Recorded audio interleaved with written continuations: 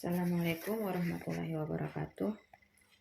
Baiklah anak-anak, untuk pertemuan kali ini kita akan membahas tentang tata cara sholat fardu, yaitu bab ketiga di pelajaran kelas fikih kelas 7. Baiklah, di sini saya akan menjelaskan pengertian tentang sholat. Apakah itu sholat? Sholat menurut bahasa berarti itu doa atau rahmat. Sedangkan kalau sholat menurut istilah adalah suatu ibadah yang terdiri atas ucapan dan perbuatan tertentu yang diawali dengan takbir dan diakhiri dengan salam. Sholat fardu itu berarti wajib. Jika tidak kita kerjakan maka kita akan berdosa. Kedudukan sholat fardu itu dalam Islam mempunyai arti yang penting. Yang pertama, sholat merupakan ibadah yang pertama kali diwajibkan oleh Allah Subhanahu wa Ta'ala. Itu perintah sholat itu langsung diterima Rasulullah pada peristiwa Isra dan Mi'raj. Kemudian yang kedua, sholat itu merupakan tiang agama. Yang ketiga, sholat juga merupakan amalan pertama kali yang dihisab pada hari kiamat. Nanti setelah hari kiamat, maka amalan sholat kita lah yang pertama kali dihisab. Kalau baik sholat kita, mudah-mudahan amalan yang lainnya itu akan menjadi baik.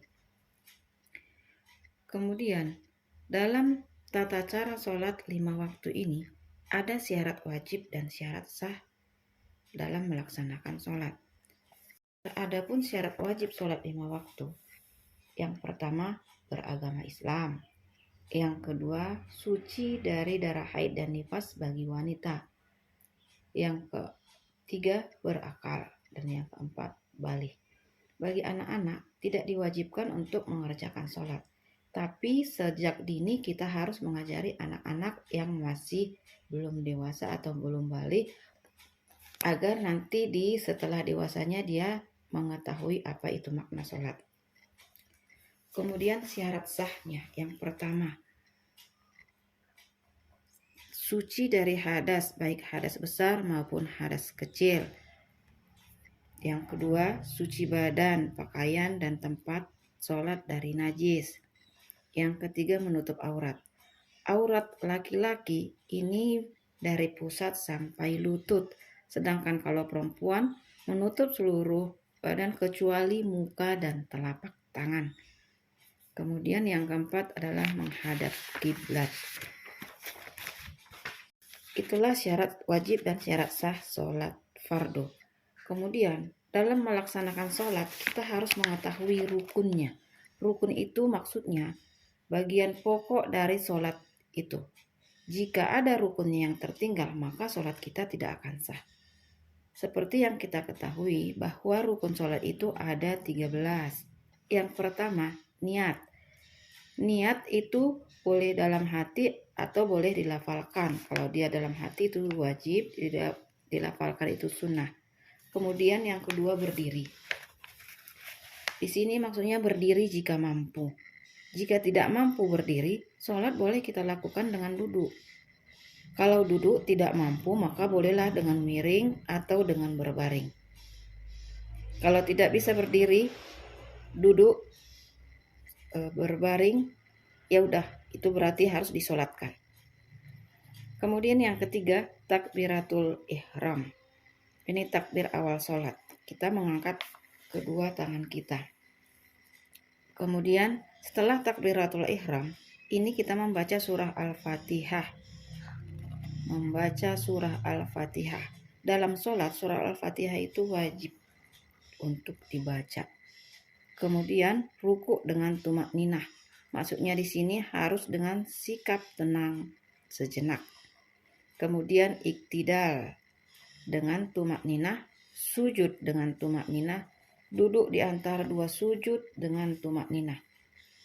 Duduk tasyahud awal dan akhir setelah tumakninah. Kemudian membaca tasyahud dan membaca salawat Nabi Muhammad SAW. Kemudian membaca salam yang pertama sambil menoleh ke kanan. Kemudian nanti salam yang kedua itu menoleh ke kiri. Yang ke-13 adalah tertib urutan rukunnya. Jadi ketika kita melaksanakan sholat, ini rukunnya harus berurutan. Tidak boleh kita buat membaca takbiratul ihram dulu baru niat. Harus kita berurutan. Ya, dari nomor 1 sampai nomor 13. Itulah rukun sholat fardu. Selain rukun sholat fardu, sholat fardu itu juga mempunyai sunnah sholat. Sunnah sholat di sini adalah ucapan-ucapan ataupun gerakan-gerakan sholat yang terdapat di dalam rukun sholat. Apa sajakah yang termasuk sunnah sholat itu? Yang pertama, mengangkat tangan saat takbiratul ihram. Kemudian yang kedua, menghubungkan takbir makmum kepada takbir imam. Yang ketiga, meletakkan tangan kanan di atas tangan kiri. Yang keempat, memandang ke tempat sujud. Yang kelima, membaca doa iftitah. Kemudian yang keenam, diam sejenak sebelum dan sesudah membaca Al-Fatihah. Yang ketujuh, membaca amin sesuai membaca Al-Fatihah. Yang kedelapan, membaca surah setelah membaca surah Al-Fatihah. Kemudian memperhatikan bacaan-bacaan imam bagi makmum. Selanjutnya, mengeraskan suara pada saat sholat maghrib, isya, dan subuh. Membaca takbir di setiap gerakan, kecuali saat berdiri atau bangkit. Saat iktidal, membaca doa Sami Allahu liman hamidah. Kemudian Rabbana walakal hamdu. Setelah itu meletakkan kedua tangan di atas kedua lutut saat ruku. Dan saat ruku membaca Subhana rabbiyal azimi wa bihamdih. Itu dibaca 3 kali. Kemudian saat sujud membaca doa Subhana rabbiyal a'la wa bihamdih. Dibaca juga 3 kali. Kemudian saat duduk antara dua sujud membaca doa Rabbi ghfirli warhamni wazuburni warfa'ni warzuqni wahdini wa'afini wa'fu anni. Kemudian duduk iftirasi pada semua gerakan duduk dalam sholat, kecuali pada tasyahud akhir.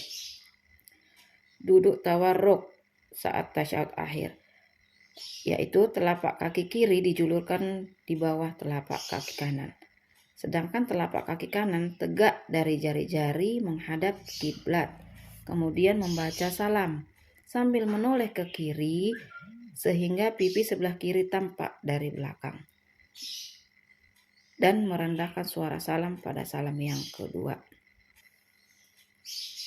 Itulah sunnah-sunnah dalam sholat fardu. Kemudian dalam sholat fardu ini ada hal-hal yang membatalkan sholat fardu. Apa saja yang membatalkan sholat fardu itu? Yang pertama, meninggalkan salah satu rukun. Meninggalkan salah satu rukun sholat, termasuk itu tidak tumakninah. Kemudian yang kedua, tidak terpenuhi syarat sah sholat yang ditentukan, seperti berhadas, terkena najis, atau terbuka auratnya. Yang ketiga, melakukan gerakan-gerakan yang semestinya tidak dilakukan. Misalnya, bergerak terus-menerus di luar gerakan sholat. Ini akan membatalkan sholat. Membetulkan pakaian yang terbuka, menggaruk-garuk bagian tubuh yang gatal, itu tidak membatalkan sholat. Tapi kalau bergerak-gerak lebih dari 3 kali, sehingga itu sudah membatalkan sholat. Kemudian berkata atau berbicara selain dari bacaan sholat. Yang selanjutnya, makan dan minum dalam sholat. Ketika melaksanakan ibadah sholat, kita tidak boleh makan atau minum yang disengaja. Jadi ini termasuk mengganggu atau tidak khusyuk. Dengan demikian berarti dalam hal ini kesopanan tidak akan bisa terwujud. Kemudian selanjutnya tertawa-tawa. Dalam mengerjakan sholat tidak dibenarkan sambil tertawa, karena itu akan menghilangkan kekhusyuan kita. Itulah yang termasuk hal-hal yang membatalkan sholat 5 waktu. Itulah yang perlu kita perhatikan di dalam mengerjakan sholat fardu. Seperti yang kita ketahui anak-anak sekalian pasti sudah bisa bacaan-bacaan sholat. Misalnya niat. Dari niat sholat subuh, zuhur, asar, maghrib, isya, itu pasti sudah hafal. Yang pertama harus dibaca dulu niatnya. Misalnya kita mengerjakan niat sholat subuh. Niatnya apa? Usolli fardhu subuhi rakaataini mustaqbilal kiblati adaan lillahi ta'ala. Ya, begitu juga dengan niat sholat zuhur. Nanti dibaca niatnya sholat asar, sholat maghrib, dan sholat isya. Kemudian nanti setelah itu baca doa iftitah, kemudian membaca surah Al-Fatihah, baru membaca surah pendek atau ayat-ayat pendek, kemudian ruku, kemudian doa i'tidal, sujud, duduk antara dua sujud dan bacaan tasyahud awal dan tasyahud akhir. Kemudian membaca tasyahud akhir dan selawat. Kemudian salam. Itulah tata cara melaksanakan sholat fardu. Di sini saya harapkan anak-anak supaya bisa menghafal niat-niat sholat, kemudian nanti mempraktekkannya dalam kehidupan sehari-hari. Sampai di sini saya akhiri. Assalamualaikum warahmatullahi wabarakatuh.